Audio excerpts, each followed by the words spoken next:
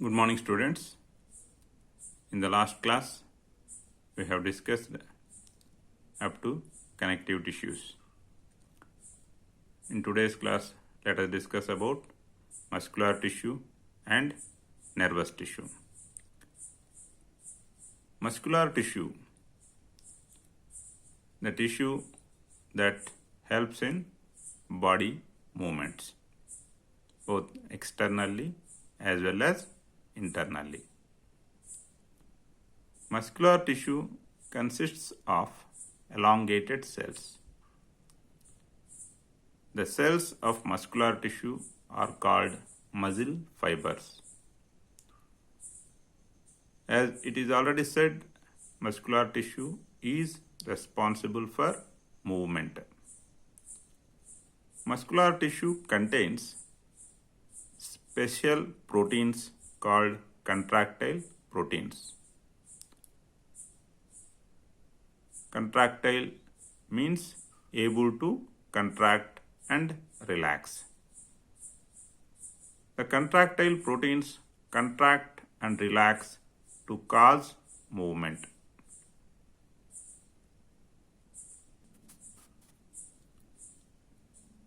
The muscles are of two types: voluntary muscles and involuntary muscles. Voluntary muscles, the muscles that move by our conscious will. Skeletal muscles are the voluntary muscles. The muscles that move by our conscious will refers that when we think to make a movement, then only these muscles will execute that movement. When we think to stop that movement, these muscles will stop making that movement, such that these are known as voluntary muscles. With our will. Voluntary means with our will. Skeletal muscles are the muscles which are present in our limbs. Limbs means hands and legs. Hands are forelimbs and legs are hind limbs. The skeletal muscles are mostly attached to our bones or skeleton. So only they are called skeletal muscles.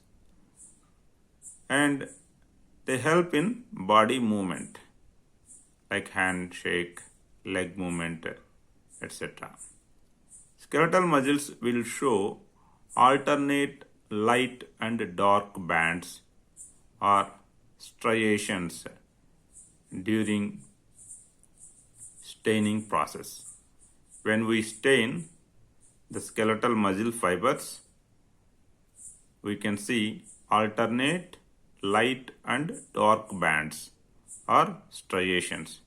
So skeletal muscles are also known as striated muscles.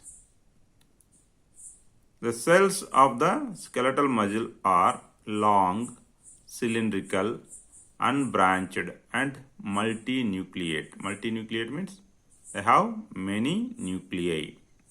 You can see the skeletal muscle cell in the given diagram here. Second type of muscles are involuntary muscles.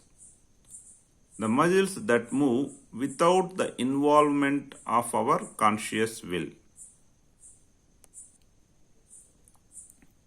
The muscles that move without the involvement of our conscious will are known as involuntary muscles. Example are visceral muscles and cardiac muscles. Visceral muscles are also known as smooth muscles.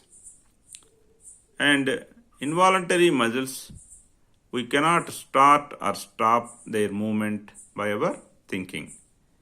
The involuntary muscle movement cannot be started or stopped by our thinking. Movement of food in alimentary canal, contraction and relaxation of blood vessels. These are the examples. Here involuntary muscles are two types: visceral muscles and cardiac muscles. Visceral muscles are also known as involuntary smooth muscles. These muscles are associated with visceral or internal organs. Viscera means internal organs, collectively referred as viscera. So, the muscles that are present associated with visceral organs or internal organs like gut, that is alimentary canal, iris of the eye, ureters, bronchi of the lungs, etc. So in gut, iris of the eye, in ureters, and in the bronchi of lungs, which muscles are present? Smooth muscles or involuntary muscles or smooth muscles are present. Visceral muscles are called unstriated muscles or smooth muscles because these muscles do not have striations, unlike how skeletal muscles have striations. We have learned that skeletal muscles have striations, alternate light and dark bands. Unlike skeletal muscles, visceral muscles do not have striations, so they appear smooth or unstriated. So these are called unstriated muscles or smooth muscles. The cells of smooth muscles are long with pointed ends.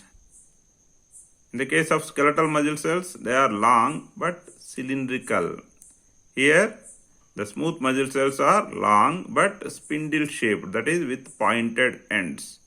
And skeletal muscle cells are multinucleate. Here, the visceral muscles or smooth muscle cells are uninucleate. But what is the common point there and here? In skeletal muscles, the cells are unbranched. In smooth muscles also, the cells are unbranched. Remaining things are different. The cell shape was cylindrical there in skeletal muscles, and here it is spindle shaped. And cells have many nuclei, multinucleate in skeletal muscle cells, and here the cells are uninucleate.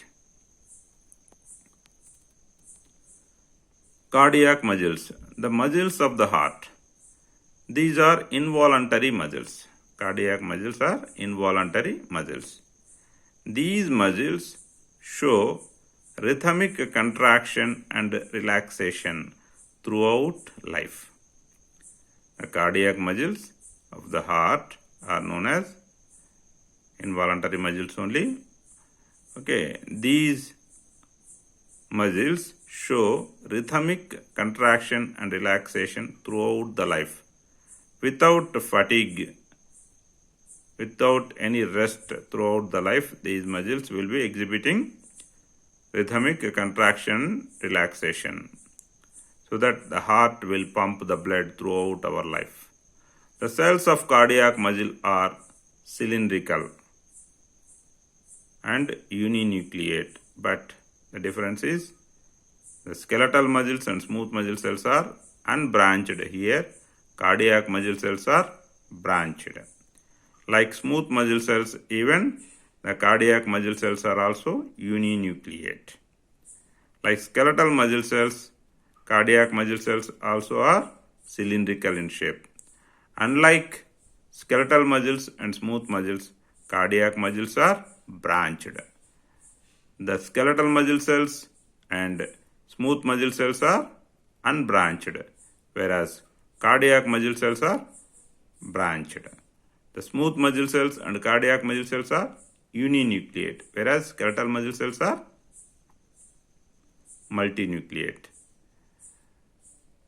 The skeletal muscle cells and cardiac muscle cells are cylindrical in shape, whereas smooth muscle cells are spindle shaped. Next tissue is nervous tissue. All of the living cells have the ability to respond to stimuli to some extent. Nervous tissue is made up of neurons or nerve cells. The nerve cells or the cells of nervous tissue are highly specialized for being stimulated and then able to transmit the stimuli very rapidly from one place to another place within the body. By normal cells, transmitting the signals from one place to another place within the body cannot be that easily possible, whereas by nervous tissue cells, it is easily possible. The brain and spinal cord are composed of nervous tissue. And as I already said, nervous tissue is made up of several neurons or nerve cells. Each neuron or nerve cell has three parts. They are cell body or cyton, axon, and nerve ending. Inside the cell body, nucleus and cytoplasm are present.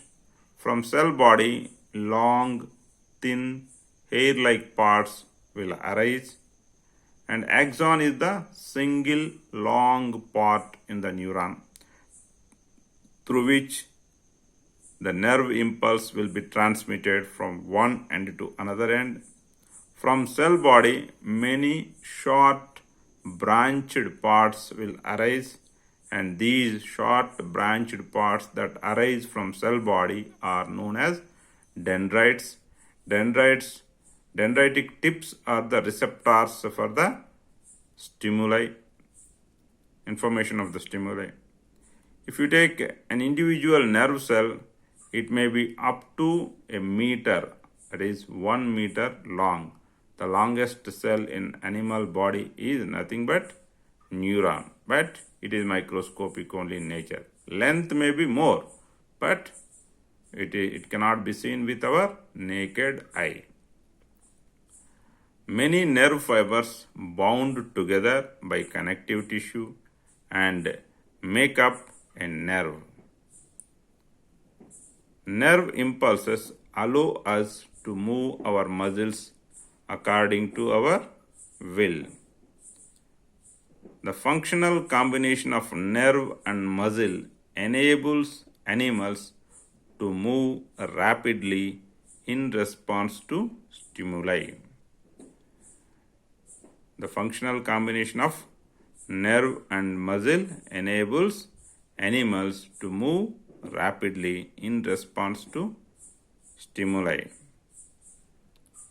So all of the living cells have the ability to respond to stimuli to some extent, whereas the cells of nervous tissue have the ability for being stimulated as well as able to transmit the information of these stimuli from one end to another end of the body.